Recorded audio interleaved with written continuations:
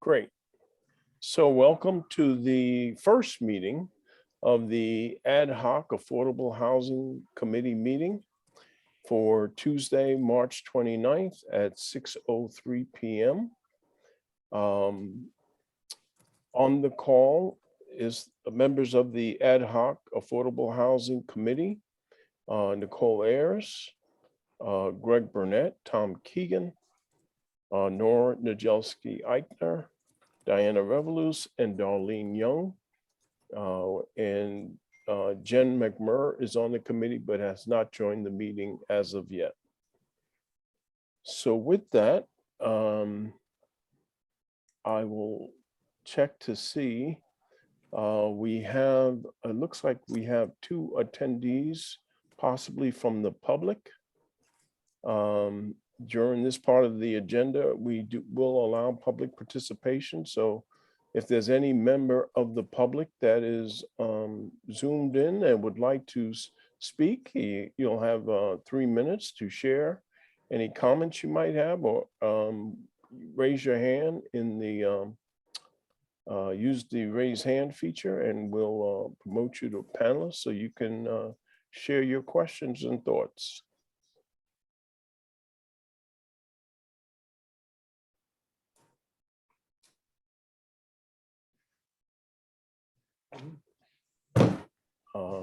I don't see anyone raising their hand. Laura, do you see anything?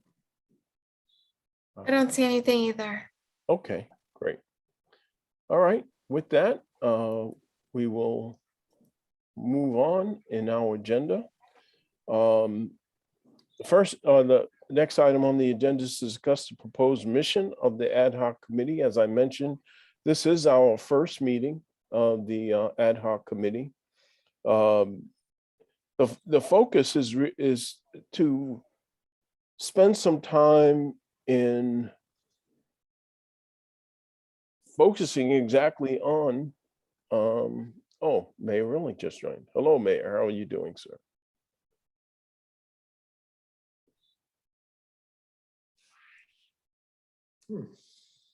Mayor Rilling, we see you just joined. Can you hear us? Okay, I'm not sure what's. So I was stated, this is our first meeting of the Ad Hoc Affordable Housing Committee. And on the agenda, I included the proposed mission of the Ad Hoc Committee, which will advise the Norwalk Common Council in its discussion and actions regarding affordable housing in the city of Norwalk, including without limitation, as required to ensure compliance with Section 8-30J of the Connecticut General Statutes, and shall bring forward issues, concerns, recommendations to any body established, and by any body, not meaning a single person, but any other legislative body within the city of Norwalk established to prepare the affordable housing plan required pursuant to such statute. So I'll pause there to see if there's any thoughts as to the mission, and if there's anything else we need to add or consider as it relates to the mission of the Ad Hoc Committee.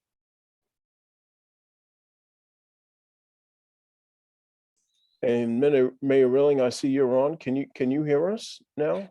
I can. Thank you for doing this. I want to let you know that I have the Board of Estimate and Taxation operating in capital budget hearings in a few minutes. So I'm just jumping on to say thank you very much.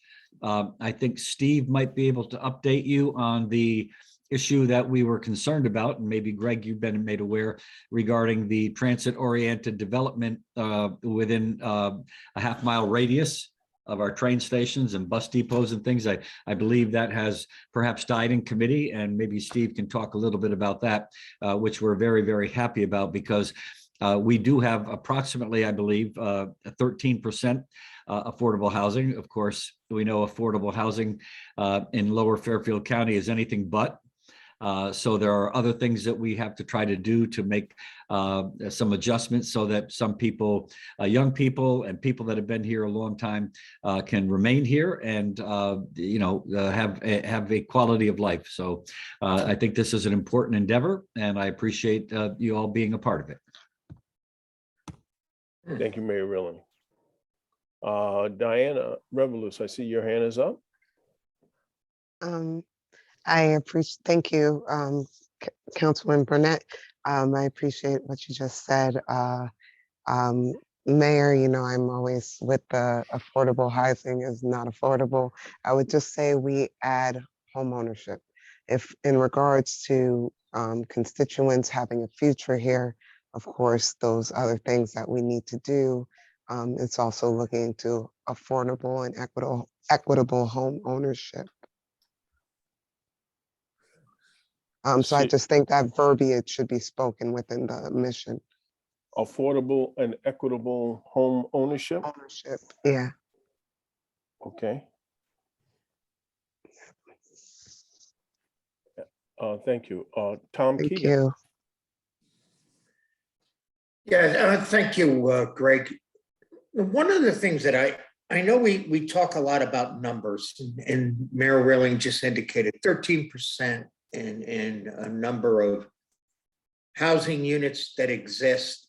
Are we going to also address safety and the fact that, do we have some affordable housing units in our city that are just not as safe as we'd like them to be?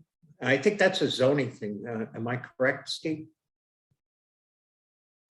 Well, the 13% that the mayor was alluding to encompasses the workforce units that the Planning and Zoning Commission requires as part of all multifamily applications. Then you have the various other levels of affordable housing units, which, a lot of them will fall under Adams Group with the Housing Authority. There are other ones that are deed restricted through other means and different programs.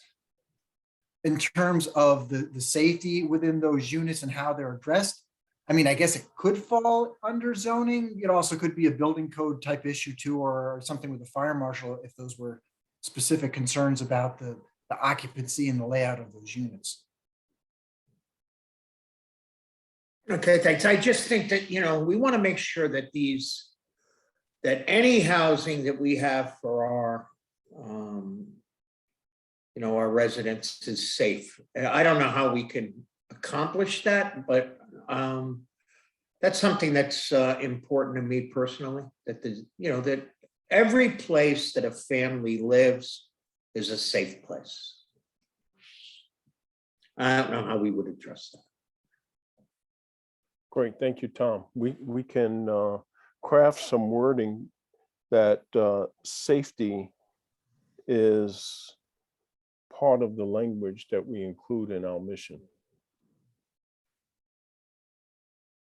Any other thoughts as it relates to the mission? And again, this being our first meeting where this mission statement can evolve, but we would like it to at least have a starting point. And I think where we're at now allows us to at least have a direction as it relates to the work ahead for this ad hoc committee.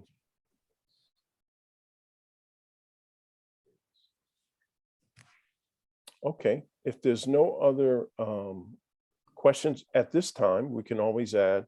We'll move on to the next item where Laura Kenny, who's will provide us with a update presentation on the affordable housing work that has been taking place and the affordable housing plan.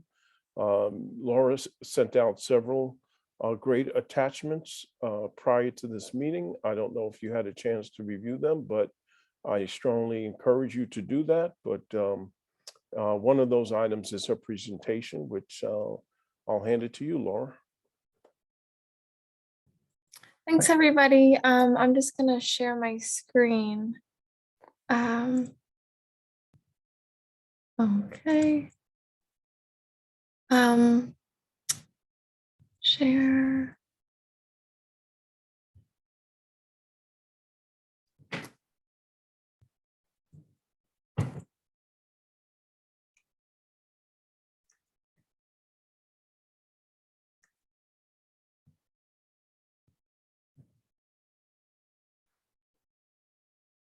Just trying to make it in presentation form here. Under slideshow, you should have a. play Yeah. from the beginning. You just click on the Right there. slideshow.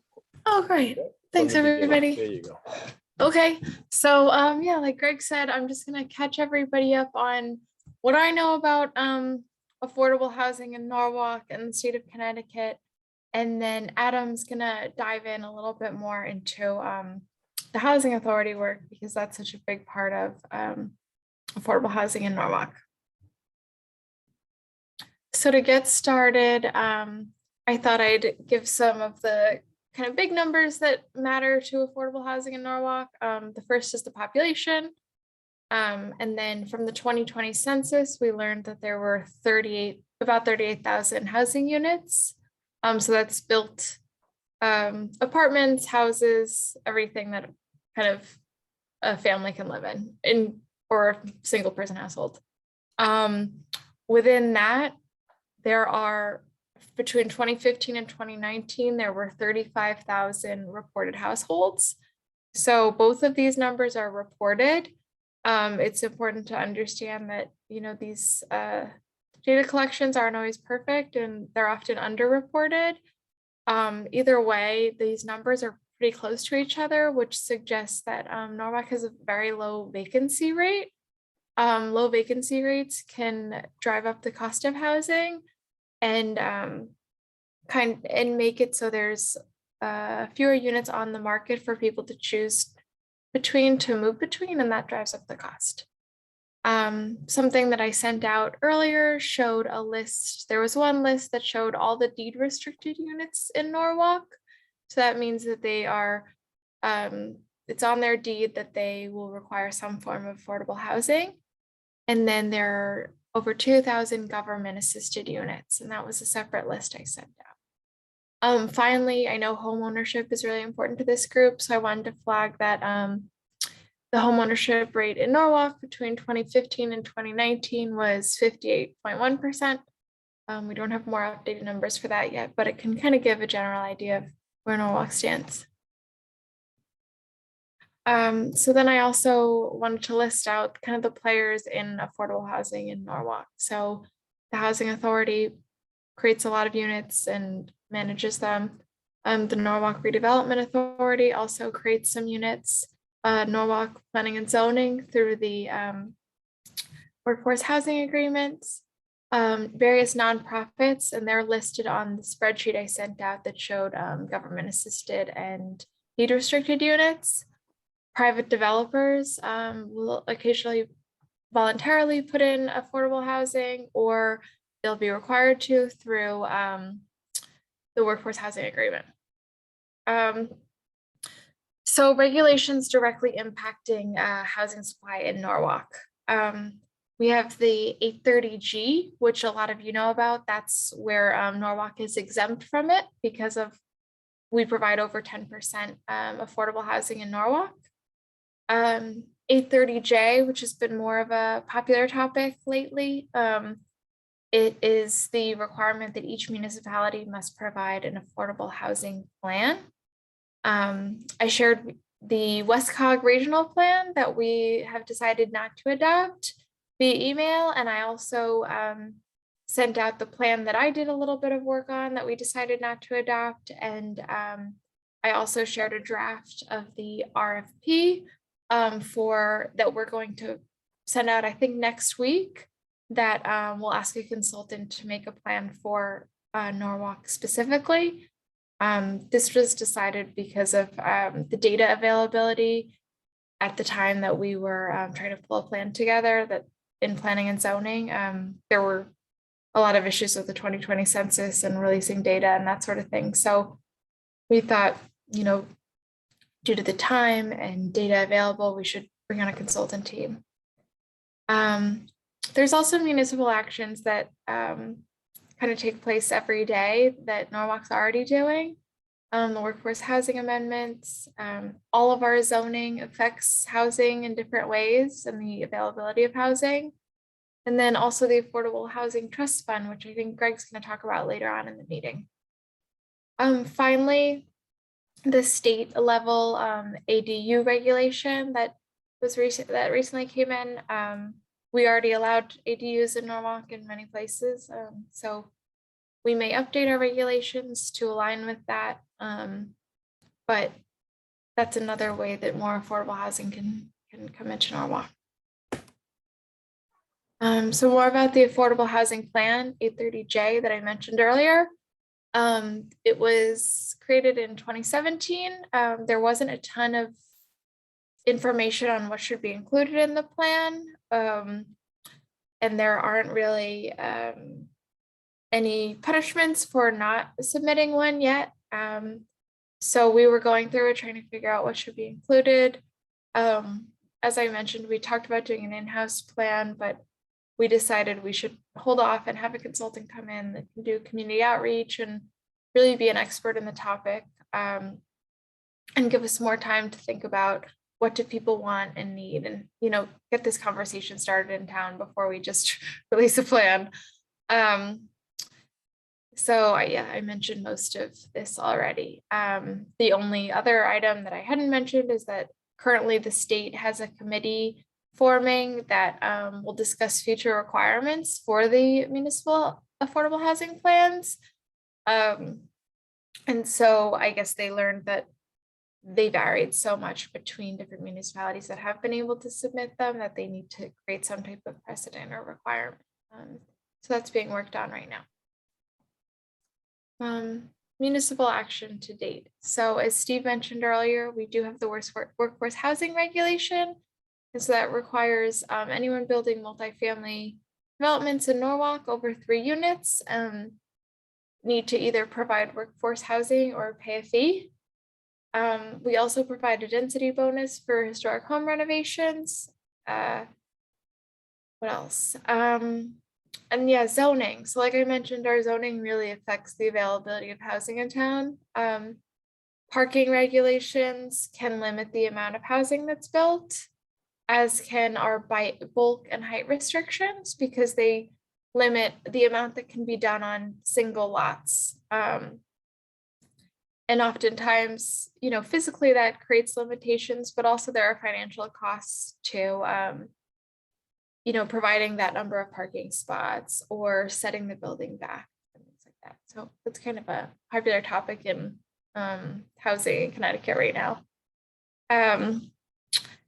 Finally, the Affordable Housing Trust Fund that Greg's going to talk about. I don't want to get too much into it because Greg's going to cover it, but just something to be aware of, that we are receiving funds currently, and we're working on a mechanism to properly distribute them.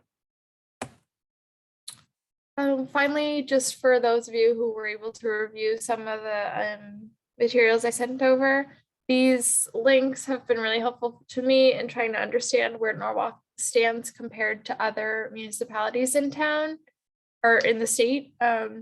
Yeah, they can really highlight, it shows that I think as far as housing goes, Norwalk's doing a great job.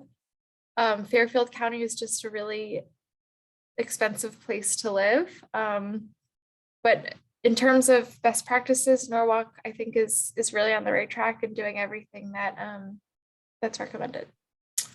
So that's all I have. Great, thank you, Laura. Any comments or questions?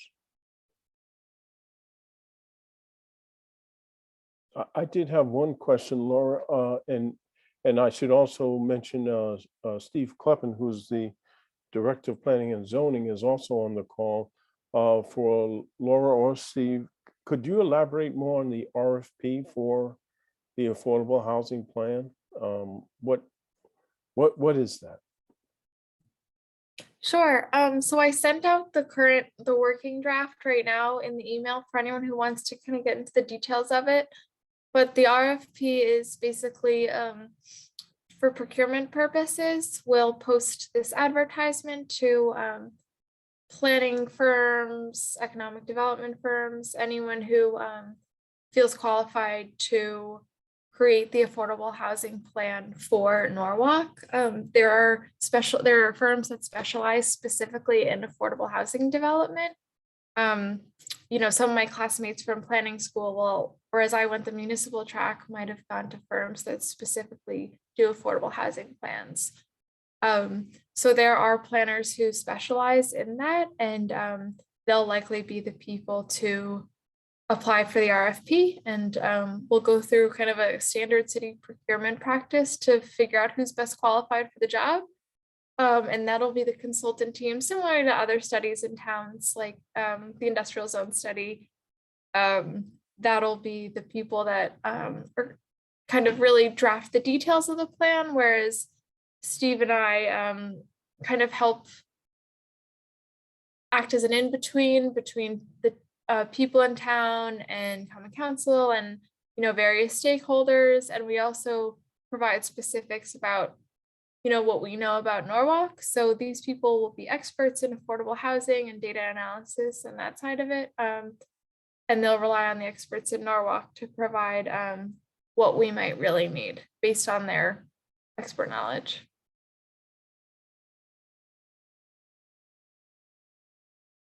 And the plan is the plan to try to have this entity come on board in order to meet the June 2022 requirement, or are we going to go beyond that? We're gonna go beyond it. There aren't Okay. any penalties for missing it. And we thought rather than rush something, we should try to get everyone on board and understand, create a plan that really meets the needs of everyone and that, you know, people were able to participate in. So, and of course has the most up-to-date data, because that was a big part of it too. You know, as we're trying to draft this plan, we were looking at data from 2015, 2010 in a lot of cases. And as you know, Fairfield County changed so much just in the last 2 years. It seemed like not a good idea to use old data. And we were waiting on the 2020 census data to be released, and it's kind of coming out more slowly because of the different issues that with that. So yeah, we're hoping the consultant can kind of take it on and use what's available. Yeah, just a quick follow-up too. We did do some reaching out to different members of Department of Housing, as well as some other folks that are involved with the process to try to see if that could, and there was any way to like formally delay it with, you know, with the understanding we weren't going to meet the deadline, just because, as Laura mentioned, there's a committee that the state has put together that's coming up with the best practices on an affordable housing plan, as in like what should be included. So we kind of thought it was premature for us to do an affordable housing plan when the state's working on model guidance for what should be in an affordable housing plan, but there wasn't any ability for us to delay it. So we're going to put the RFP out and then just notify the state in writing that we will not be meeting their June deadline, and then we'll have our plan completed once the consultant's on board and goes through the process. But as Laura indicated, there's no penalty. So I think we'll get a better product at the end of the day, something that has actual meaning and measurables for the city. So we know exactly what Norwalk needs versus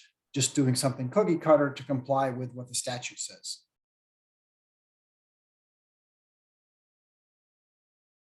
Great. Any questions or comments?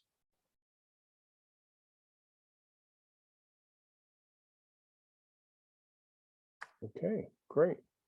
And hello, Jen. I see Jen McMurray has joined the call. I believe she joined at 6:17, 6:15 or Yes, so. apologies, I'm late. No problem. Okay, well, thank you, Laura and Steve, for that update as to where we're at. And we'll transition now to Adam Bovolsky, who is the Executive Director of Norwalk Housing Authority. And Adam will give us an update on activities with the Housing Authority. Thank you, Greg. I'm going to see if I can't can you see this screen, the presentation? Oh, we can see it, but if you can put it in slideshow mode, might be better. You would think I could. I'm not seeming to have control. Hold on one second. I'm going to try to reshare if that's okay. My apologies, folks.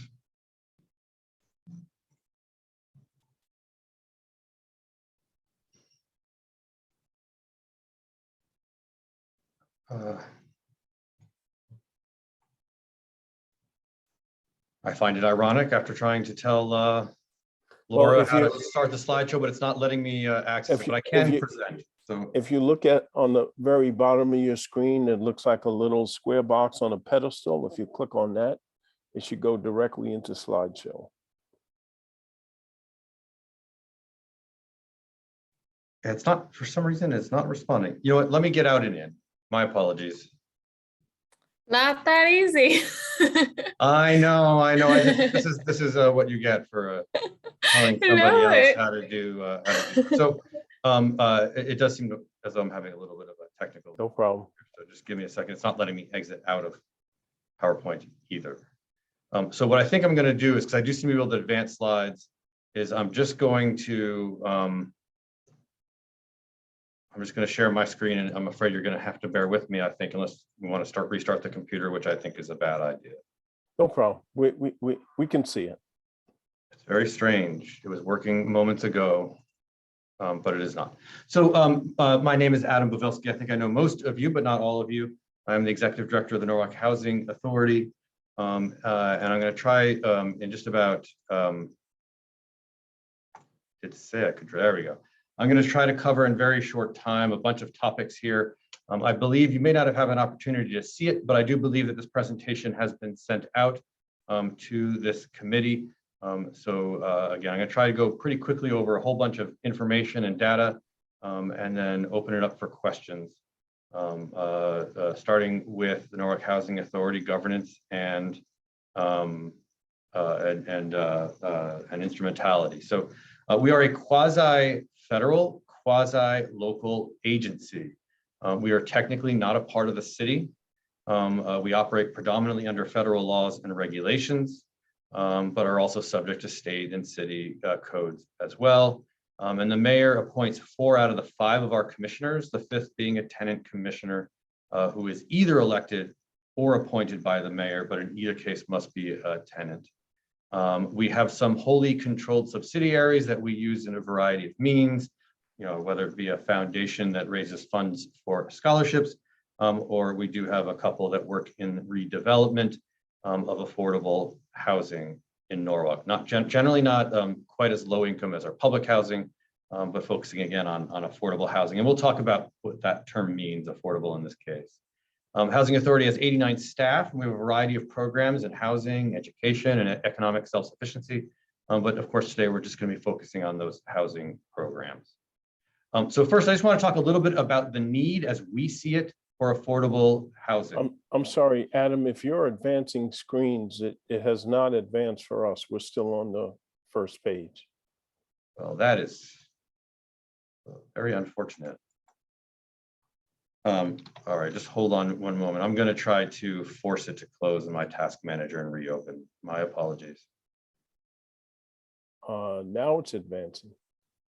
That is very odd because I'm not even on it.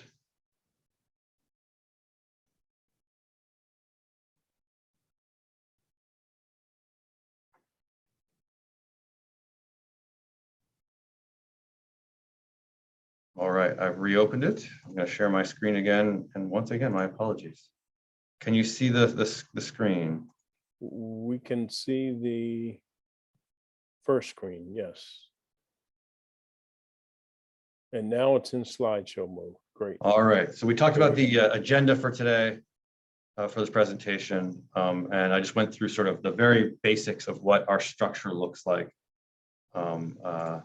So I'm going to talk about just very briefly about the need for affordable housing as we see it here at the Housing Authority. If on the left of your screen, you see the tenant average income based on bedroom size. That's how we slice things up. Most of public housing in Norwalk has 1 child per bedroom. And that's because a lot of our units are very small.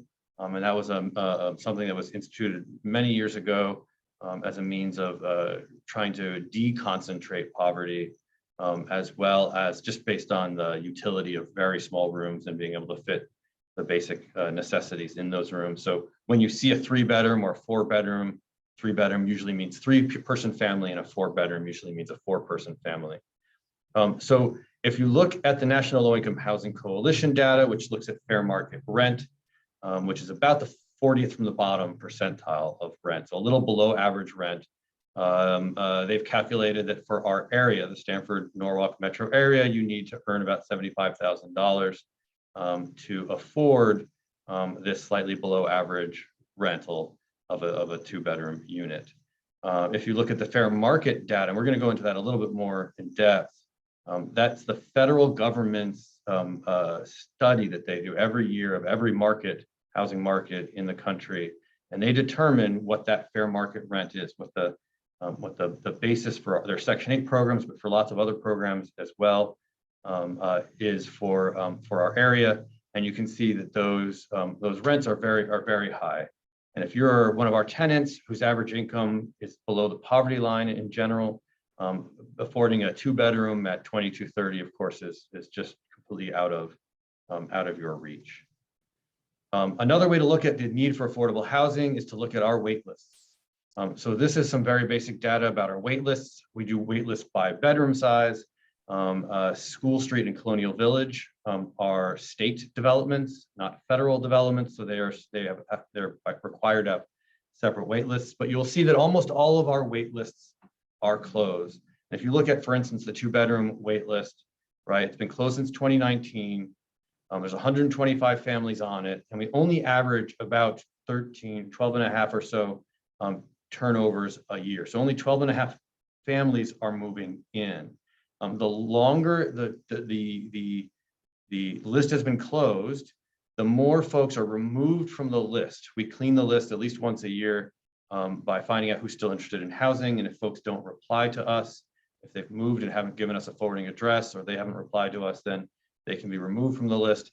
And you'll see a list, for instance, the 1-bedrooms that have been closed since 2014. Well, we're moving 49 families off that list each year. And that's why we close the lists, because at some point it becomes a huge administrative burden just to fill units that become vacant because, you know, if it's 8 years since you put your name on a list or more, you may very well have lost touch with the housing authority and found other solutions. So when a list becomes very long, years long, we do close them, and almost all of our lists are closed except for we just opened the senior list a few months ago, and our 4-bedroom list happens to be open right now as well. And so that really shows us the incredible need. You can't even get on a wait list for public housing, generally speaking, here in Norwalk. So what is public housing? So the Housing Authority owns or manages 8 senior developments, 12 family developments, and we serve about 1,200 families in public housing in Norwalk. We're going to talk about who lives there, how the rent is determined, the turnover rate, which we just looked at, and the subsidy. So first, the demographics. We have 336 units of senior housing. If you look at this list, we get a little bit of a sense as to demographics of that public housing. Questions often get raised. This is actually a little bit outdated, but questions often get raised about the families. So of our 658 households in public housing, non-senior public housing, 401 of them are households with children, and that we have 772 residents in total under the age of 18. 87% of our families are head of household female, and most of those are single individual heads of household. And you can see that 16% of the family development head of household are elderly, right? People age in place, they're not required to move, and they tend to stay in the developments that they've been living in. And 15% are disabled. Another curious fact that people often ask about is ineligible non-citizens. So you'll see that we have 170 eligible non-citizens. Those tend to be folks with green cards. We also have 21 ineligible non-citizens as head of household. That means that the children are US citizens and the parents are generally undocumented, but are able to stay because of their children's eligibility. And they tend to pay much higher rents because they don't qualify for the same level of subsidy.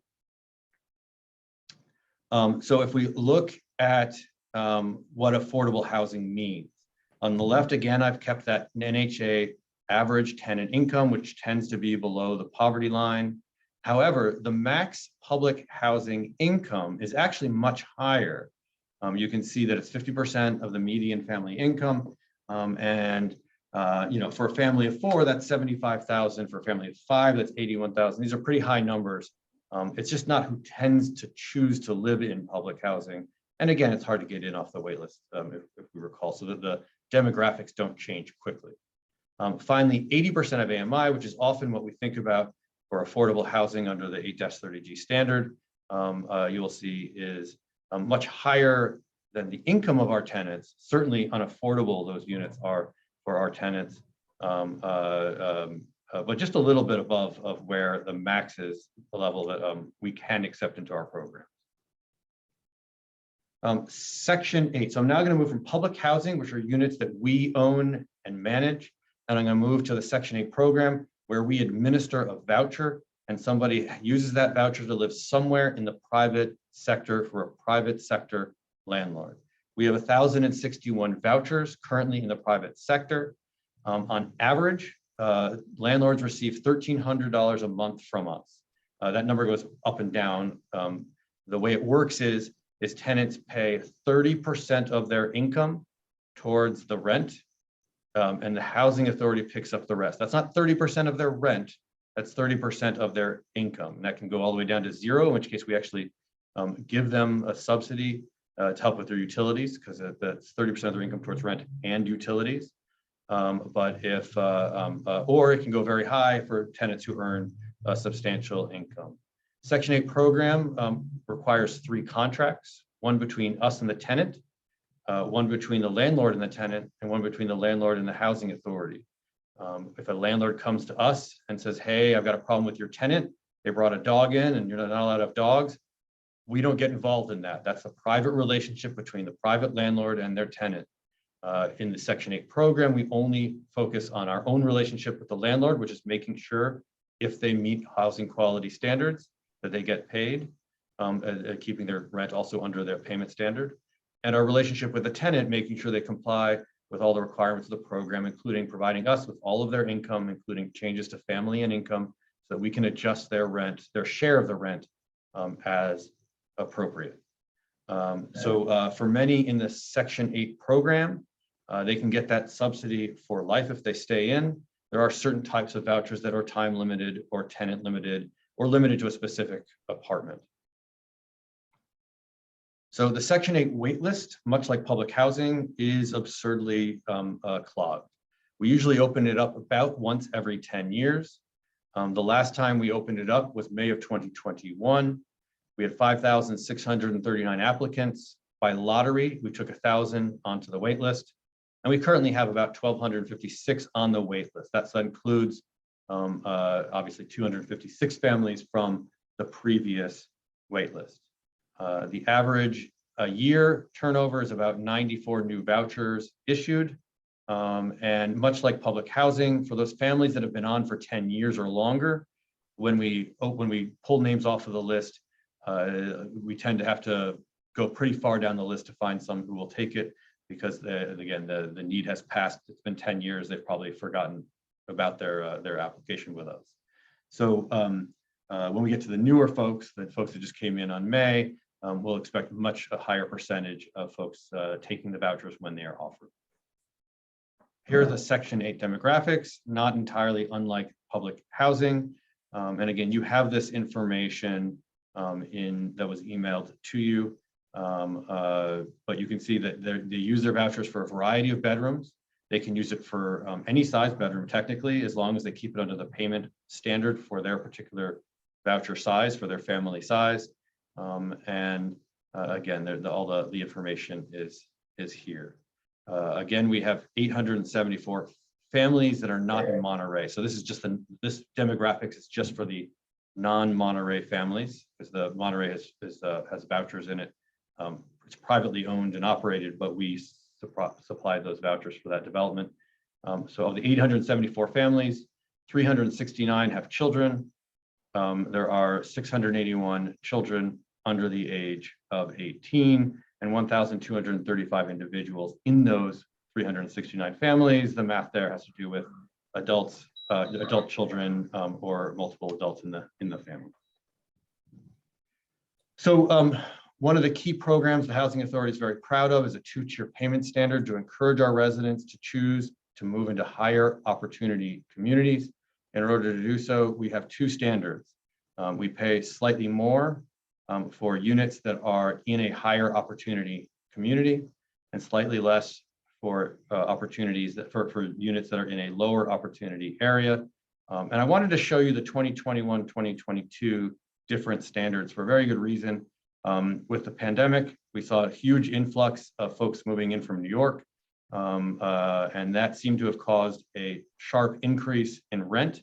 And that is borne out by the data because these payment standards are based on the fair market rent. It's a scientific study of what the rents are in town. And you can see just in that 1 year, a tremendous increase in the rental amounts here in the Stamford-Norwalk metro area. So we usually look at 2 bedrooms. That's the standard bearer for this type of data. And you see that really, again, a huge increase. I think that's more than 10% of an increase in the payment standard based on what the rental rates are in the community. So we have lots of different types of vouchers. Usually people think about the HCV or housing choice vouchers. Those vouchers, you take them off our regular list. You can move anywhere you want within Norwalk for the first year, and after that, anywhere in the country that you want. Those housing choice vouchers, again, anywhere in the private sector, you find your own apartment, you make your own deal with the landlord, and as long as the rent is under the payment standard, we can support it, and the unit has to pass housing quality standards. We have mainstream vouchers that are for people with disabilities, predominantly going to chronic homeless individuals. We have 15 home ownership vouchers. Diana, I know you would be interested in. Those are people who took their housing choice voucher, their income was pretty good, they had some assets, and they, instead of renting, they decided to buy a home. And just like the housing choice voucher program works, just the same, you pay 30% of your income towards your mortgage, and the Housing Authority, using federal dollars, picks up the rest of the tab as long as it's under that payment standard and the home meets your housing quality standards. We have Veterans Affairs supportive housing for veterans. Traditionally, they're homeless veterans. We have family unification vouchers to help families that have lost their kids due to DCF action when they are ready to get them back so they can afford an apartment. We have project-based vouchers at Soundview Landing. We mentioned the ones at Monterey Village. And we have 49 tenant protection vouchers that operate just like housing choice vouchers, except when a housing choice voucher family gives up their voucher at some point, we just issue it to a new family. The ones for Washington Village, because they're tenant protection vouchers, they have a sunset clause, which means that once that family gives up that voucher, the Housing Authority loses it permanently. And those are extra vouchers that we received. I'm sorry, Darlene, do you have a question? Yes. So for the home ownership, are the residents limited to Norwalk, or can they move out of Norwalk?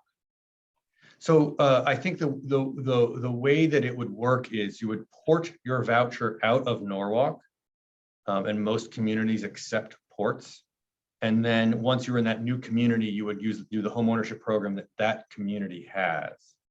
Once you went into that other jurisdiction. These 15 home ownership vouchers are all in Norwalk. In Norwalk. Yeah. I mean, most folks who get their vouchers in Norwalk stay in Norwalk. There's a big discussion about Washington Village. The 136 families or so that used to live there. They could have moved anywhere in the country because the tenant protection vouchers, unlike the housing choice vouchers, the tenant protection vouchers, you can move out your first year anywhere you want in the world, in the country, I mean.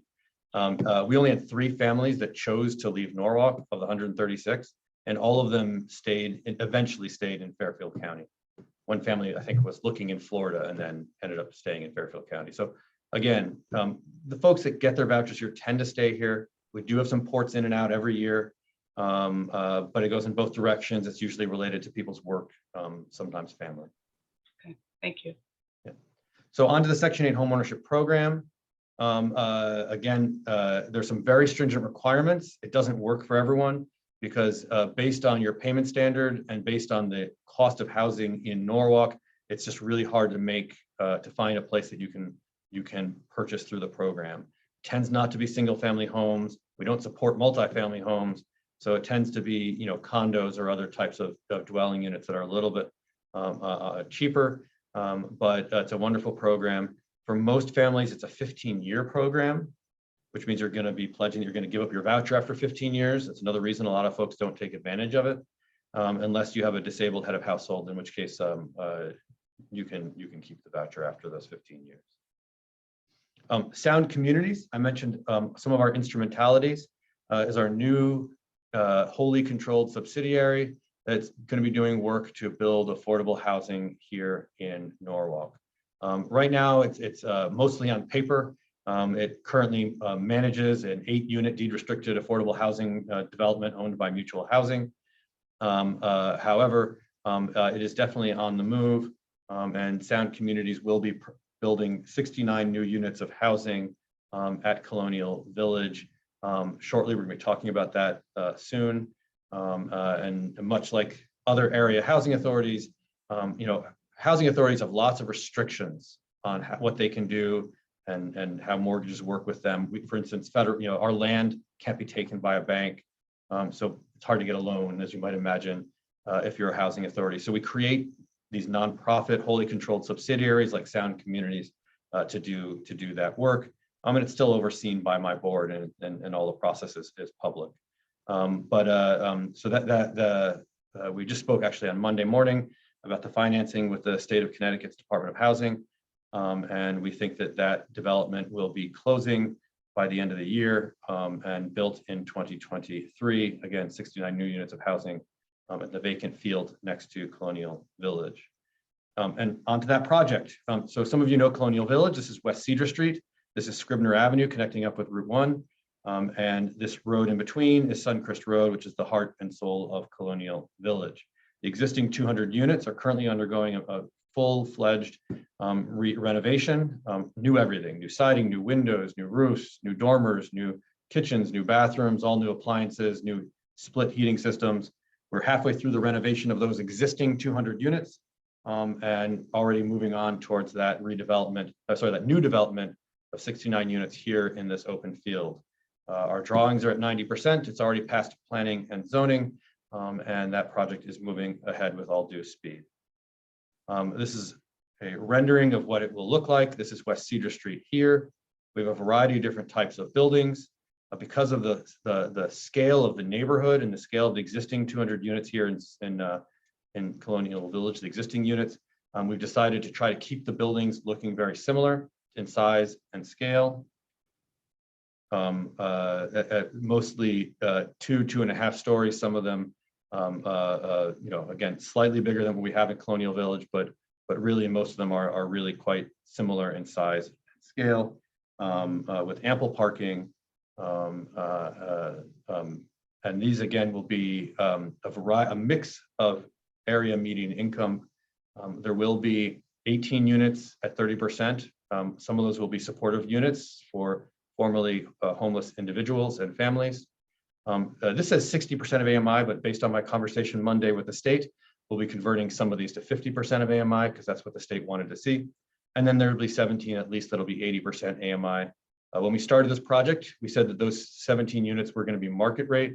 But when we started looking at the market, we determined that 80% is actually market rate. And so we might as well take advantage of the low-income housing tax credits that are used to fund a project like this. And you can see that at each income range, there's a mix of the number of bedroom units with a bunch of 1-bedrooms in part because Colonial Village currently has 2- and 3-bedroom units. And the seniors that have aged in place there are often in a 2- or 3-bedroom unit, one individual person. And we wanted to make sure there was a place they could go, but yet stay in Colonial Village because that's what their desire is. Yes, Darlene, you have a question? Yeah, has this changed any from the original plan, or is this what the original plan looked like? I think you need to give me a date by which you mean the original plan. So I think that when this went to when planning and zoning, this is exactly the same. the same plan, right? Yeah. Okay. yeah. It looks There great. was a much earlier plan that involved a huge community center building that Yep. that the state did not support and that has been passed up on, but that was before my time. And Yeah, I since think I've it been was, here- it was Curtis Law's back then. You're right, and there was a community center, so I don't see Yeah. that. We still have a community center. He had a 40,000 square foot one. We've shrunk it to 5,000 square feet Okay, to serve just the families in Colonial Village. There's a learning center there. So that still exists, but it's just in a much smaller scale. okay. Um, It looks very similar to the project in Westport too. It's beautiful, so it's a nice rendering. Thank you. I'm sure I hope you will like the eventual project as well. And I encourage all of you to go take a drive through Colonial Village, and you can see just down Suncrest Road, you can see the new versus old, or the renovated versus non-renovated units. It really makes a world of difference. So there's a bunch of other projects. I'm not going to get into all of them. One of them is a TOD project here on the west side of the train station here at South Norwalk train station. This here is our headquarters. This here is our senior development, and this here is South Norwalk Electric Waterworks decommissioned power plant, as well as some other space that they use here. And there is a plan in the works. We're working with redevelopment and SNU to redevelop this whole area and create additional affordable housing. And that project would also be run through Sound Communities and could potentially have as many as a couple of hundred units of housing that would be mixed income housing, including a substantial number of market rate. But more than a one-for-one replacement of the public housing units that we have on site. And if we're lucky, maybe a new headquarters for the Housing Authority. Darlene, do you have a question, or did you just never take your hand down? I'm sorry. All right. So where does money come from for developments like this? Low-income housing tax credits are the lifeblood of affordable housing. It's federal tax credits. It's federal dollars that come through the state. Through, in our case, through CHAFA, the Connecticut Housing Finance Authority, which is chaired by the Commissioner of Department of Housing of the state. And there are two different types of tax credits, 4% and 9%. 9% are much more lucrative, but that's a very competitive process. 4% are easier to get and more reliable because they're not competitive. So we can sort of bank on them in our planning. There are stringent rules and regulations and considerable risk with tax credits. And the way they work is we are given the tax credits. For instance, for Colonial Village expansion, it'll be approximately $12 million in tax credits. We'll sell those to a bank or other financial institution. It's usually a bank or financial institution because of the type of credits they are. Can only be used for certain types of income. And we'll sell them for something like 90% or so of their face value. And so a bank or a financial institution will make money by buying them for slightly less than they are worth. We'll probably get $11 million or so in tax credits from that transaction. And that can go to fund the development. And then for 15 years, there's very stringent rules and regulations that restrict the use of those units that were created with tax credits. If all goes well, then the Sound Communities will become the low-income housing tax credit manager of that property a few years in, and will really take form as an engine for creating additional affordable housing in Norwalk. And that's all the questions, all the presentation I have, and I'm happy to answer any questions. Thank you, Adam. And I believe, Nicole, you have your hand raised. Thank you, Mr. Chair. Adam, thank you for that presentation. I have several questions, but I'm going to try to not take up all your time. You mentioned about the lengthy amount of time that a person may have to sit on the waiting list. Is there any, are you strategizing? Do you have any plans on a way so that people are not sitting on the list for 10 years? Yeah, I mean, so are you talking about for Section 8 or public housing? I can answer for both. Yeah, so for Section 8, yeah, it's an excellent question. It really shows the dire need for housing, for affordable housing in Norwalk. And for Section 8, what we are doing is as best as we can, is we are applying for any new opportunity for Section 8 vouchers. Those 100 mainstream vouchers, we didn't have those just a few years ago. We were able to get them by keeping our eyes sharp and making sure we're applying for every opportunity that HUD presents for additional vouchers. But unless we create a time limit on the subsidies that we provide, unless we were to say from now on, new vouchers or new public housing residents can only live in a development for so long, unless we were to do something like that, it's just an issue of supply and demand. Why we created Sound Communities is because we need more units available at the lower area median income ranges for families to be able to have a place to live. Ideally, ideally that wouldn't be necessary, but with the economic situation that we are in this city, in this country, we just, there's a lot of wages out there that aren't living wages, and it can be very hard for folks to make ends meet. So public housing, no one's creating public housing anymore. In fact, there's a cap that every housing authority has that we're not allowed to go above, called the fair cloth limit. That's a federal law. It's been in place for several decades now, since the 80s. So we can't build more public housing, but we can build affordable low-income housing slowly but surely, whenever every opportunity that we can find and that we can afford. It's a real problem, and I don't know. We're always looking for more solutions as to what we can do about it, other than build affordable housing and apply for more vouchers. And let me be clear, we're not currently contemplating putting any limits on the length of time that people have their public housing or Section 8. That's not currently being contemplated by the Housing Authority. I was just saying that's the only other way to create movement on the lists. Thank you. Did I understand you correctly? Are we at that cap, that federal cap for public housing? We are at that cap? So it's actually a very interesting question. We were at that cap. The fair cloth limit was created based on what you had on a particular day and time some 30 plus years ago. So that's where that fair cloth limit came from. So every housing authority was by definition at that limit, again, something like 30 years ago. With the Choice Neighborhoods Initiative redevelopment of Washington Village, some of the public housing units were replaced with project-based voucher units. And to the extent that we did that, there is a possibility that we have some fair cloth limit. We won't know until we apply. And the challenge we have right now is that building public housing is financially very difficult. We mentioned that in Section 8, we get roughly $1,300 a month on average per unit for the landlords. Well, for public housing, we get about $200 to $250 a month in subsidy from the federal government. They simply don't fund public housing to the extent that it's needed. And in fact, every year they calculate what we need and then give us a certain percentage less than that. That's for all housing authorities across the board. They get the same percentage reduction in the amount of subsidy that they know we need.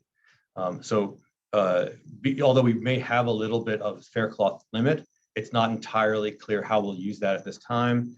We are looking at it as a possibility for some future developments of Sound Communities to put a few units of subsidy into those units.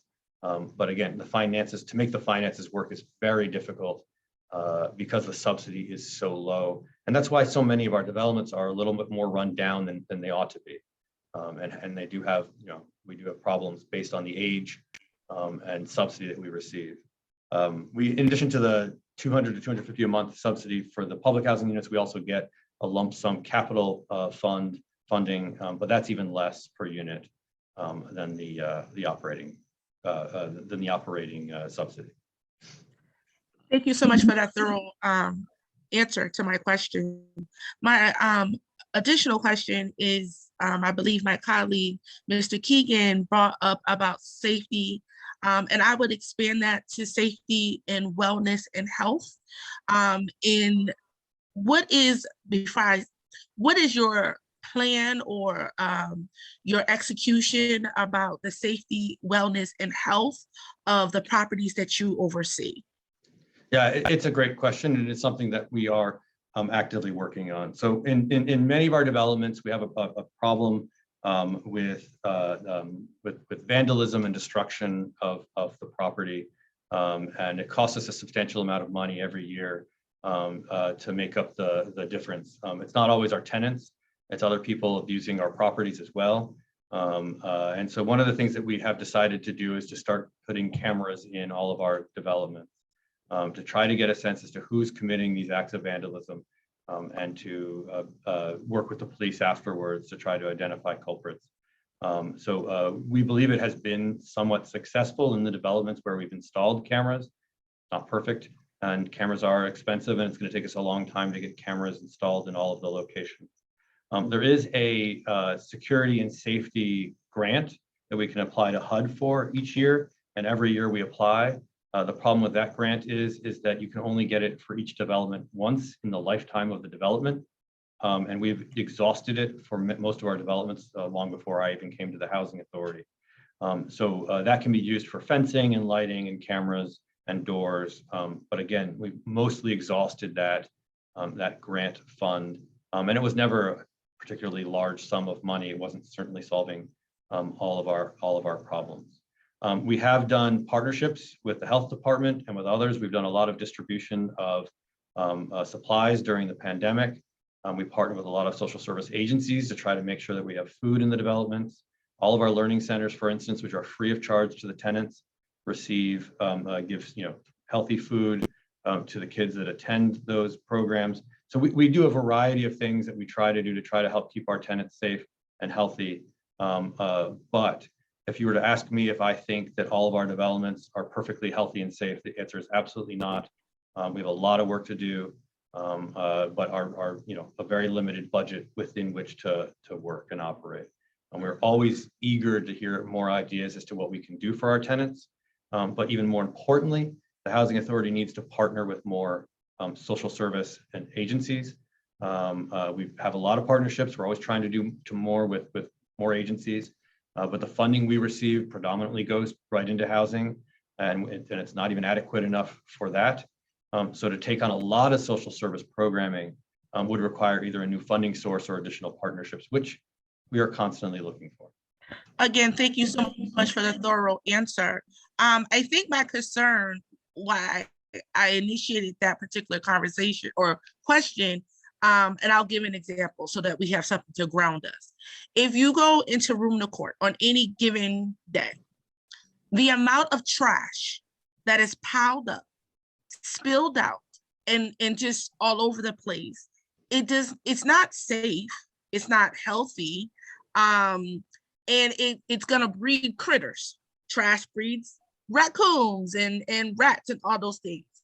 You're talking about a housing development. I don't even know how big room to court. It's got to be at least 200 plus units. 218 units. 200. Okay, I wasn't too far out of the Not at all. guessing pool there. 218 units, and garbage is picked up once a week. I would just think logistically, that could be addressed. I've heard a lot of complaints from tenants about not the upkeep of the building, but the quality of life. And I know you, and excuse me, I'm having a really bad, not feeling 100%, so I hope you can understand me. But I know in the beginning of your presentation, you mentioned that you have a board and that one person on that board is a resident. And I know years ago that all of the individual developments had their own boards, which would feed into that board. And it was a We created collaboration them. back and forth.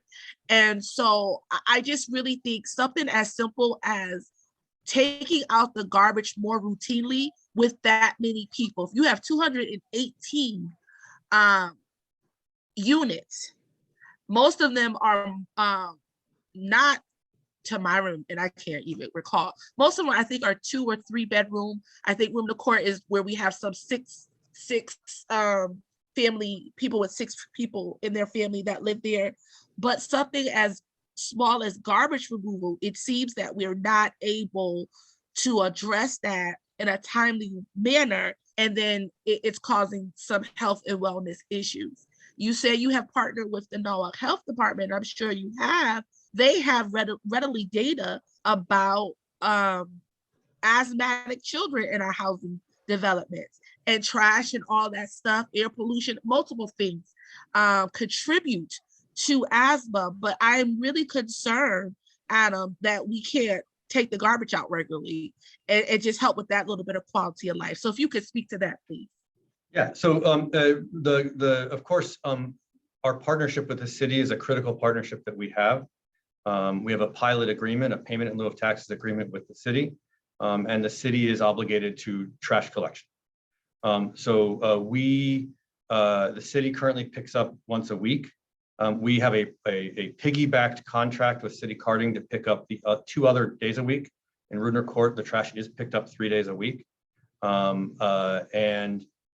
would love to expand that if we could. If the city, for instance, wanted to do it more often, we're not stopping them, in other words. There are trash receptacles in Rudner Court that tend to be half full at the time the trash is picked up. One of the problems we have is that the trash, there's only limited space in the parking lot. We already have complaints from the tenants about this parking situation at Rudner Court, even though we've expanded that parking recently. We would be, but tenants don't want to go all the way to the end of a parking lot. They want to go near their house, as we all would, to throw out their trash. So some tenants do pile it in a full dumpster when there's a half empty dumpster just about 100 yards away, which is not a small amount of distance. I agree with you. I think that the trash pickup is an issue. It's an issue there. It's also been an issue at times at Colonial Village. At Colonial Village, we're hoping to switch from cans to dumpsters. We're as part of the renovation we're doing right now. Our current plan is to switch the alcoves that are designed to hold garbage cans to make them ones that hold dumpsters. We're going to need the city's help with that, though, because the city controls the contract with City Carting. We just piggyback on it. And so the city's going to have to agree to switch from cans to dumpsters to alleviate some of the problems there. But we are actively working on that problem at Rudner Court. And in fact, another way that we've decided to address it is just about a few months ago, maybe 3 to 6 months ago, maybe 6 months ago, I think, we switched how our maintenance crew is organized. They used to be associated by development, and now instead we put them into teams. And one of the teams' full-time job is to pick up trash on the grounds. So we are trying to get a better handle on that issue. And again, as our partner, if the city wants to pick up, trash more often at Rudner Court, as the pilot agreement has them picking up the trash, we are more than happy for that to happen. The way it works right now is they pick up once a week, and then we pick up a couple of times additionally, and then we charge that back to the city through the pilot agreement. But we're already spending more money than the pilot taxes would have even been. So again, we agree with you that the trash there is a little bit of a problem. And in fact, Rudner Court has had an uptick in mouse complaints over the last 2 or so years, ever since they did that work over at the Ely School. I think it was new tennis courts over at Ely. Ever since then, we've seen an uptick in mouse complaints. In fact, we just fired our exterminators and hired a new one because we're trying to get a handle on that as well. And I just want to push back a little bit and make sure that I'm understanding you correctly. Your position is that if the city wants to pick up garbage more often, that you are okay with that. Am I understanding you correctly? I'm not ceding all responsibility to the city, I assure you. Again, as I said, we have just switched how our maintenance crew works so that we have more people on the regular picking up trash at all of our developments. We really only have a problem in 2 that I'm aware of. And one of the problems is also the tenant's use of the trash receptacles. We have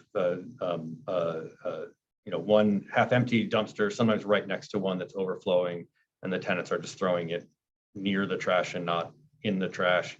But I want to go back to another point that you raised, which was the community, the organizations within each development. When I came to the Housing Authority, one of the things I did talk about was more community outreach and more organizing of the tenants. And at Rudner Court, there has been a defunct organization, tenants association, for many years. And there was one woman still claiming to be the head of it. who's done some very good work, but she hadn't been elected in a very long time. And HUD's regulations on this are very clear. You need to have these elections every year. So one of the things that we've done is we've reinstituted the Tenants Association at Rudner Court. The Housing Authority went in, we organized the tenants with help from Diana Revelis and some others as well. And we now have an operating Tenants Association, the president of which is Migdalia Rivas, who they're trying to, I think, get their bearing and understand how they can use the money we give them, and what they want to do with this new Tenants Association. And that's a model that we would like to expand to our other developments, because we have found that we need that voice from the tenants. It makes us understand what's going on in the developments better, and helps hopefully create community sense in the developments. So we can get the information we need to help make them a better, safer place to live with a higher quality of life, but also so they can take some responsibility for a feeling of community where people will be proud of that community and not want to continue doing the vandalism and the like that we're seeing all the time, or the throwing of the trash on the ground rather than in the dumpster. I know I see my other colleagues have their hands up, so I'll just hold my other. And Nicole, as some of the commissioners will tell you, I'm always available for anyone. Tenants can call me directly. I give out my direct line to them. Certainly common council members can reach me directly. I'm happy to continue this conversation if you like in much further depth. We sure will. Thank you so much for your time. Yeah. I know that Diana has a hand up, but I just wanted to be conscious of the time. This meeting was originally scheduled from 6 to 7. We've gone past that, but this has been such a rich discussion and a very informative discussion that I will understand if members of the ad hoc committee have other commitments and have to move on, but we will we'll say keep rolling until all questions are addressed and before we close. So with that, Diana, you have your hand up. Thank you. And you said what I was going to say and try to respond to some of Councilwoman Ayers. So Adam, thank you. You've actually been a big help in creating the tenant associations, supporting the one in Rudner Court that we were able to develop.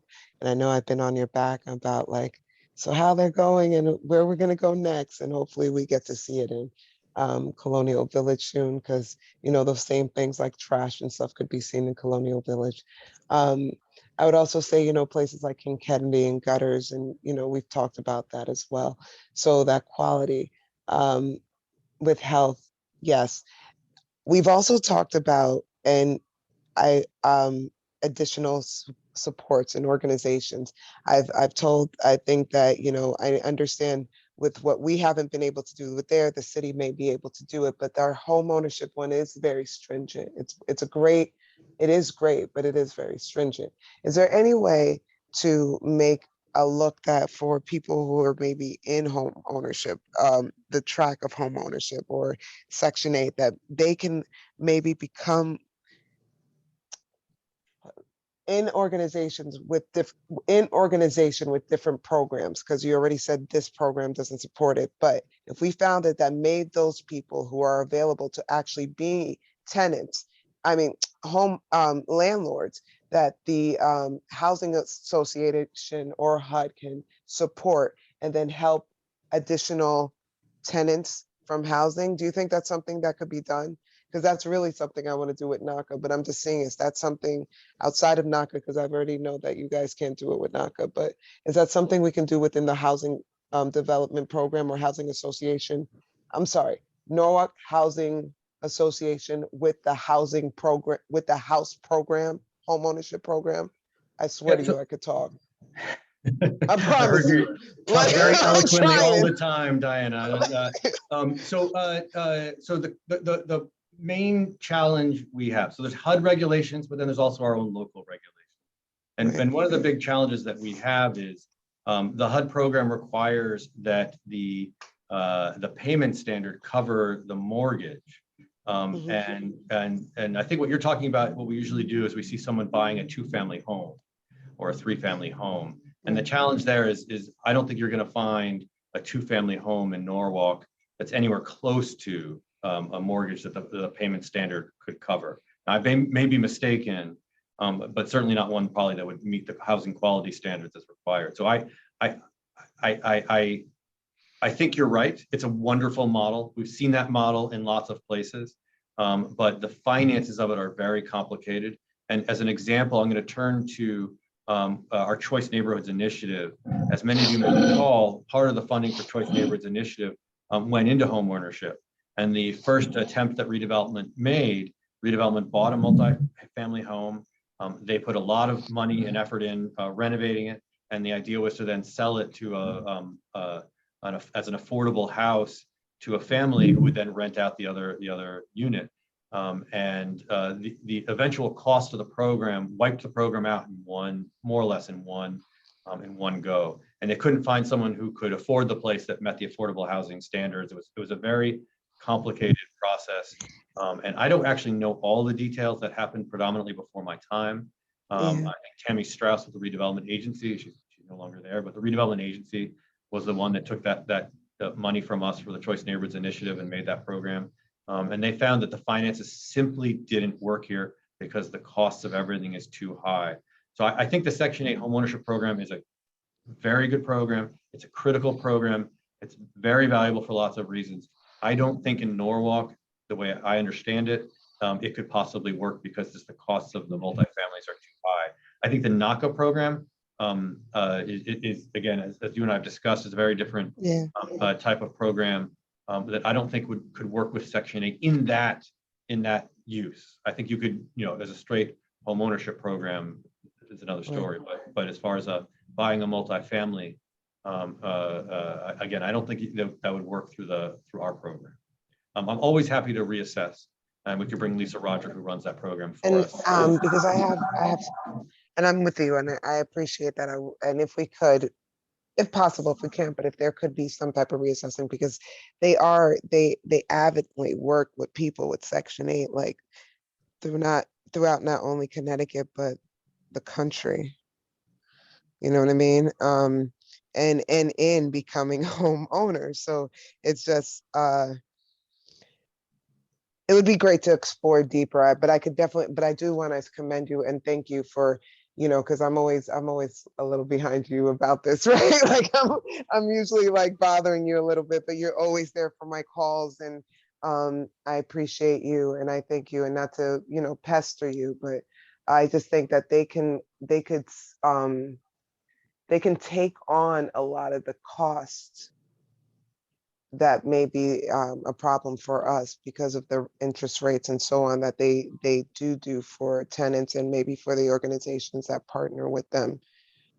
So, but thank you again. Those are my questions. And at the end of the day, to turn around with, we've talked about where funds go, how tight they are for you, how much you guys do for at least the children that you try to, that you house.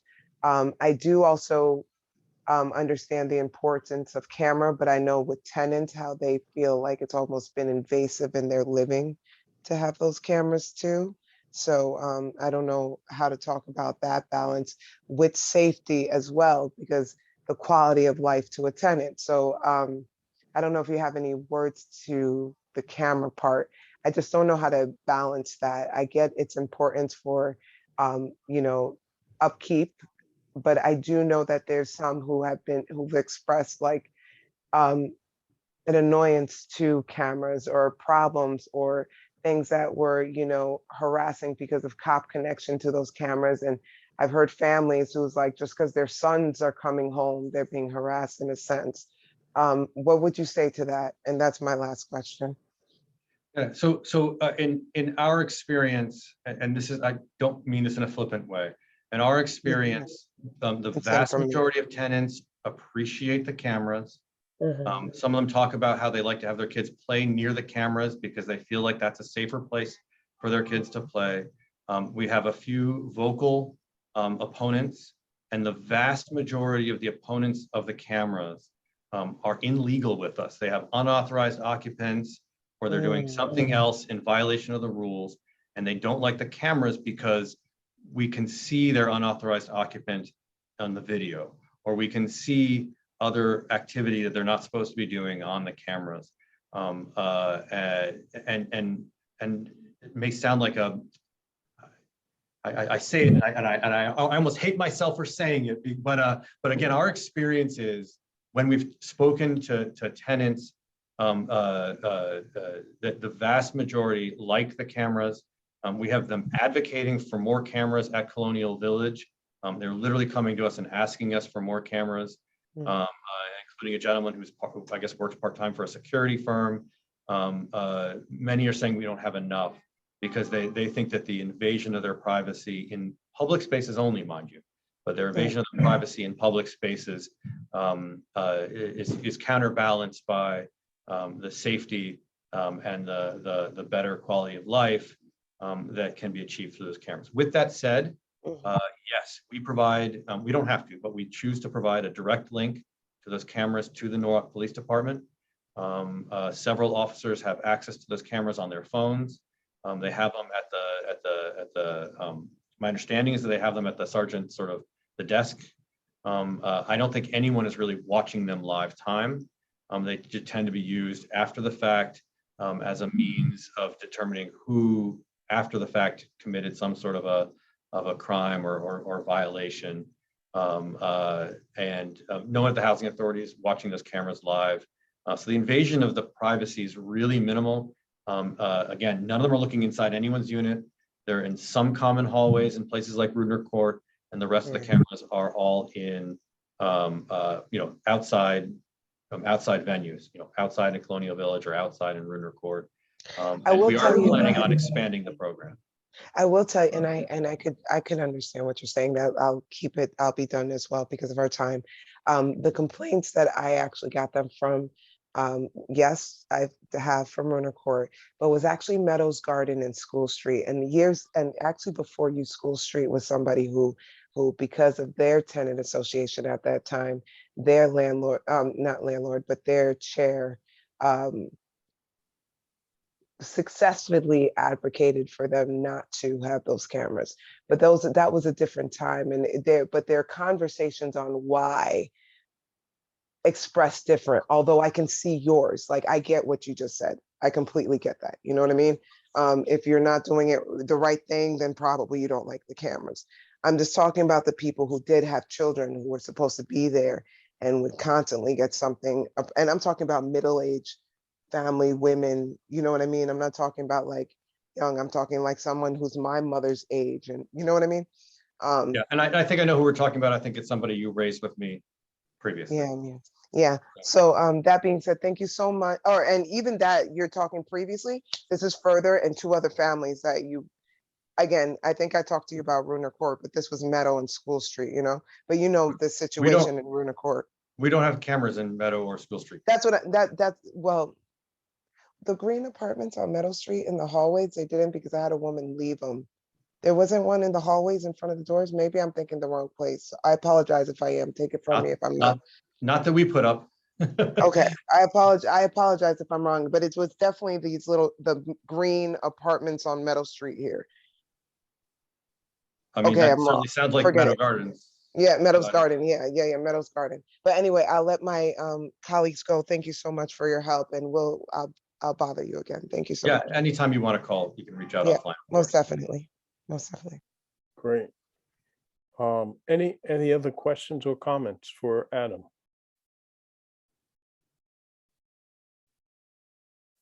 Yes, Dolly.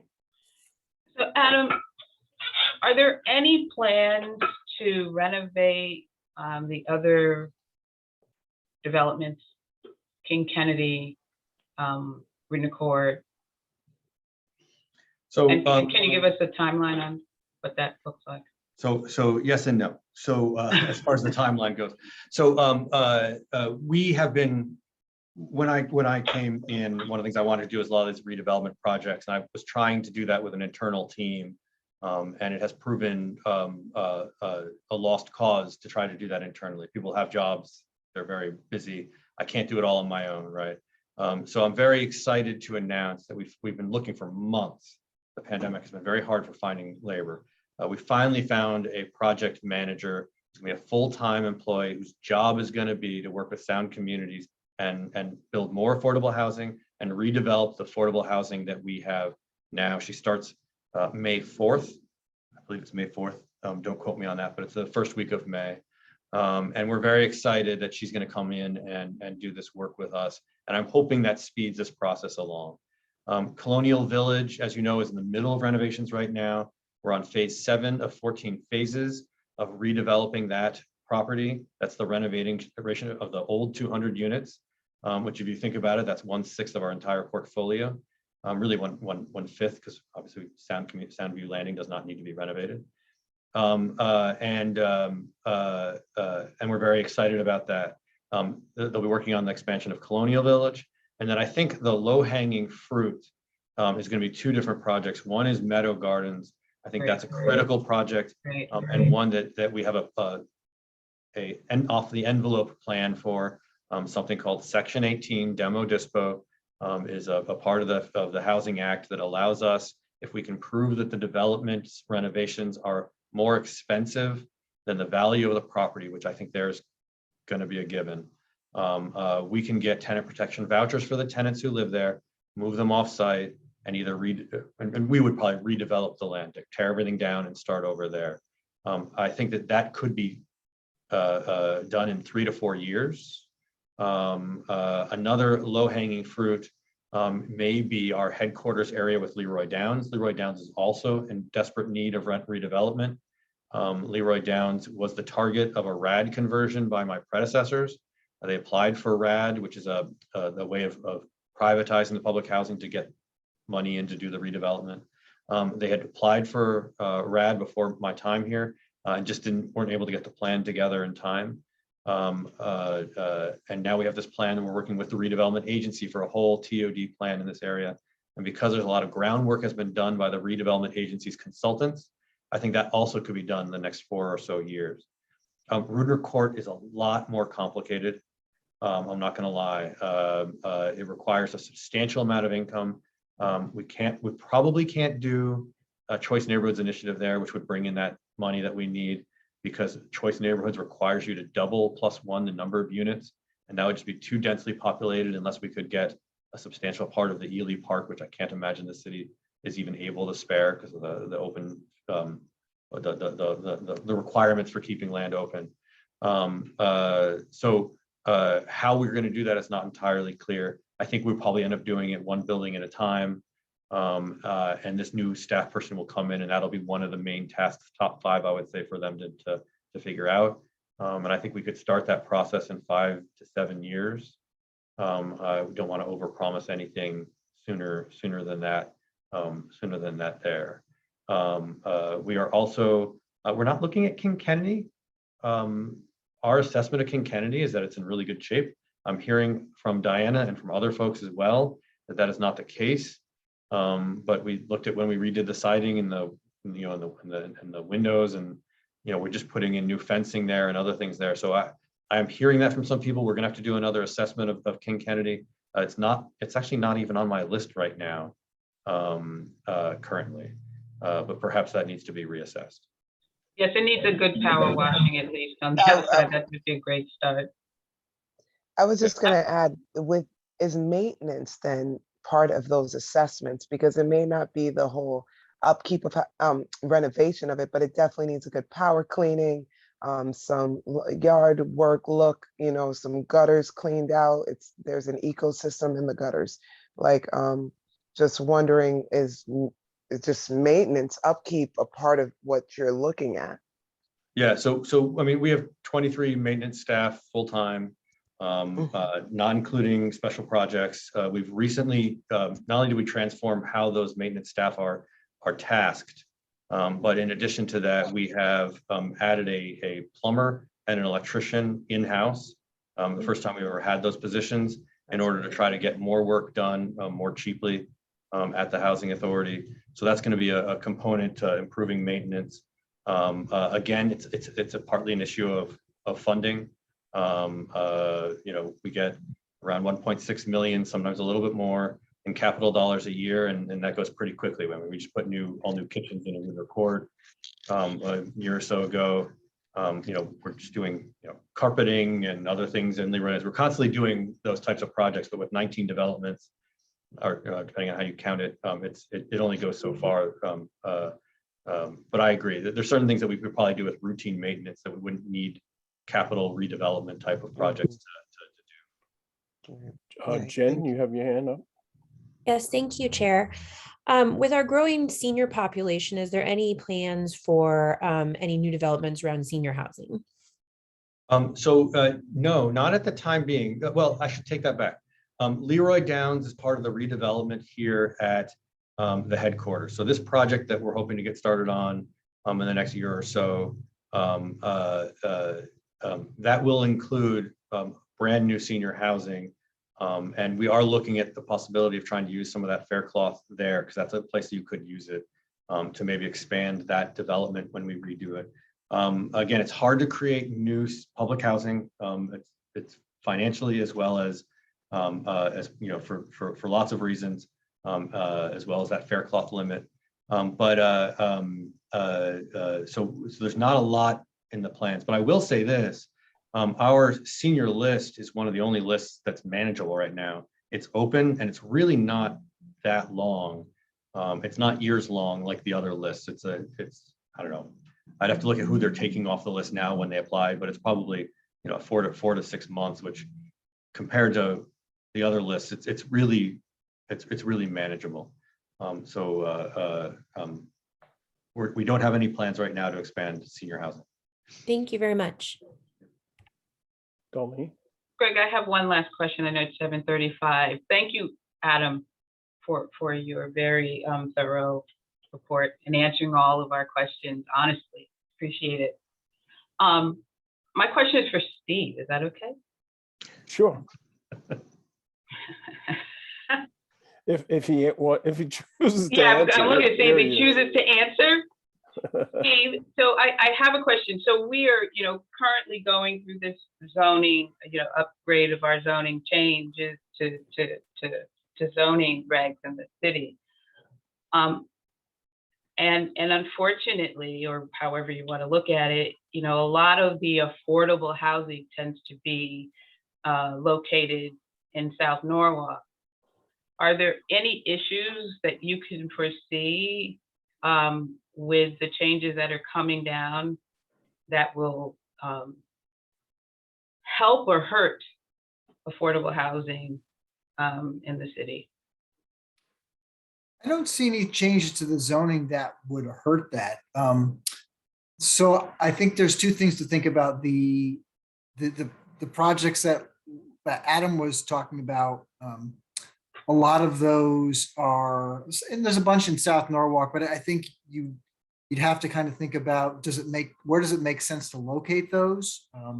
You obviously want, what we've kind of done philosophically with the majority of where we allow the multifamily housing is trying to locate that in areas where it's accessible to transit, it's accessible to shopping, to employment centers, which to me just makes kind of common sense. So that way you're less reliant on vehicles. And obviously if somebody is already cash strapped to try to afford rent or a mortgage, it's better to have them with the potential where they didn't have to rely on an automobile or having multiple automobiles in the family. One thing we did probably a year ago, and I think Laura included it in one of her slides, was with the workforce housing regulations. Previously, they were, for some reason, I don't know why this was set up this way, but they were focused on more intensity in South Norwalk, where that was where you had to have the 10%, in some cases more than 10%, and it wasn't across the board. So we made that stipulation across the board. So any multifamily project, regardless of where it happens in the city, is under the same rules. So it's a level playing field. So you're seeing, at least with the workforce units, that they'll be more dispersed throughout the city over time. Thank you. Thanks. Was it not said that you got more funding for the vouchers, for example, if the person picked a more choice area as well? Is that not said, Adam, with We what don't, Steve just said? we don't get any more money, but we pay more That's what to I the mean. landlord. Yeah, the payment Yeah. standard for higher opportunity neighborhoods, which usually match with higher income neighborhoods. So, you know, low to So moderate like is an in one category. incentive for them to do it there pretty much as well? Yeah, and in fact, so there's also some big news at the Housing Authority, which is that we were just selected by HUD to become what's called a moving to work agency. I don't want to get into that 'cause the hour is late, but the short version is we're going to be one of the guinea pigs of HUD. And one of the benefits is that we get some more flexibility in regulation. So right now, the most we can pay is 110% of that fair market rent. So we create a payment standard. We can only go up to 110%. And we only do that in those higher opportunity neighborhoods. Soon, and by soon, I think probably around November or December, we'll be able to have tenants go up to 120% of that fair market rent. So they'll even be able to pay a little bit more in those higher opportunity neighborhoods. And we track the data so we can give you the data as to how many families move up into higher opportunity neighborhoods versus choosing to live in the lower opportunity, lower income neighborhoods. And so it's a successful program already, and we believe it'll be more successful. And one of the things we're hoping to do in the near future is hire a mobility counselor as part of that moving to work program. And that person's going to help counsel folks as to the advantages of moving into those higher opportunity neighborhoods, as well as potentially help them identify locations and recruit landlords into the program. But that's a story for another time. But yeah, we pay a little bit more in those higher opportunity neighborhoods because otherwise our tenants couldn't afford to live there. Right, nice. Okay. Thank you, Adam. And great questions and very insightful information. Several takeaways from the discussion. And I will circle back with you, Adam, in terms of your offer to visit Colonial Village, the upgrade work that's being done. And I'd like to have this ad hoc committee, schedule some time to make a visit to see the work that's being done. Yeah, if I may, what I'd like to do is schedule it for a time in which one of the phases is just ending, so that you can go inside and actually see a new unit that's unoccupied. We don't want to bring everybody into somebody's house. So an unoccupied unit once it's been renovated, because the inside and the outside are both important to see. So I'll talk to our director of modernization and find out when that'll be and give you guys some dates and times if it's okay. That would be perfect. That'd be great. Thank you. Moving on before we close, and again, I know we've gone beyond our time, but the final item is I just very briefly want to touch on the Affordable Housing Trust Fund account. It was Laura mentioned during her presentation that there are funds that we receive, we being the city, when various developments take place, and that those funds are, I'll say, earmarked towards the use for enhancing affordable housing. The question becomes, where do we place those funds? And secondly, how will those funds be utilized? So that becomes the subject of this Affordable Housing Trust account, whereby the funds would be utilized for the purposes of constructing, rehabilitation, and repairing of affordable housing units. That's a very high level description of the account. We, as the ad hoc committee, now have the task of kind of flushing out what this ordinance will look like, how will funds be distributed, who will be the oversight, or what entity would be the oversight of distributing and reviewing applications for use of these funds. So much more work to come, but it is on the forefront in terms of putting an ordinance together in the spirit of creating an affordable housing trust account, so that when funds are available from various projects that are earmarked for affordable housing, this account would be available for those funds to reside, and they would be reserved only for the use as I described. Darlene, you had your hand up, question or comment?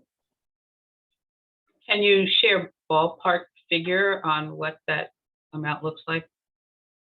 I believe, and Steve can correct me, I believe the amount is somewhere around 100, 150K presently. Yeah, it's probably north of there now. I can email you an exact figure. If that's helpful. And I'll get that out to the committee. Thank you. So again, I just want to touch on that. That will be item 1 for our next meeting, where we will have more wording and begin the work of creating this ordinance that the wording for this ordinance that will then go through the ordinance committee for further review and dialogue, public hearing, so that we can move towards putting this ordinance in place. Darlene, you have another question? Oh, okay. Okay, so with that, we will adjourn the meeting. And Need a motion? as an ad hoc committee, you know, No. you just want an opportunity. She No, wants I an just wanna- opportunity to close the meeting, so. Yes. Before you close, I just want to say, Yes. thank you, Greg. This was well run, and Yes, this was a great first meeting. And so thank you to Steve and Laura and Adam for the information, and all of us for the, for the questions. This was, I think we're going to have to plan these meetings for at least an hour and a half. Because, Yes, absolutely. we need more time. Right. Maybe not if you And don't thank invite you. me. No, we need you. We need all of you. We'll just do a timer, that's all. Right. So I thank you. Great job, actually told everybody. Adam he had 10 minutes and Yeah. he's. Have he was I hit it close, yet, he was Greg? Have I close. hit it? Yes. Have I hit the Yeah, 10 minutes? you got about 30 seconds left. Yeah. So, So thank you. okay, so with that, we will close the meeting. Have a good rest of the evening, and we'll be in touch. Thank you. Good night, everyone.